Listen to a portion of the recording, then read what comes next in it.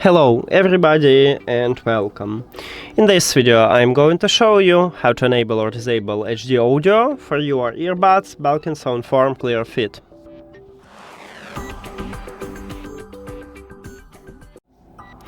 So to enable or disable it, we need to enter developer options. If you don't know how to enable developer options for your phone, at this channel you can check a video just for your device.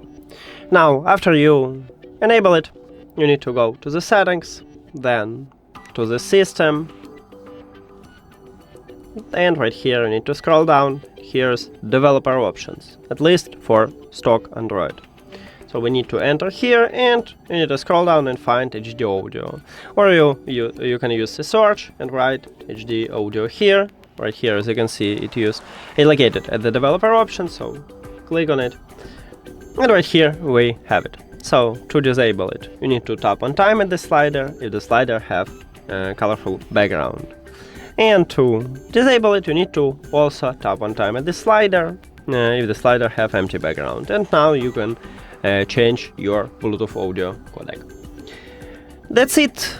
Thank you for watching this video. If you found it helpful, please consider subscribing to the channel and leave the like on the video. See you later.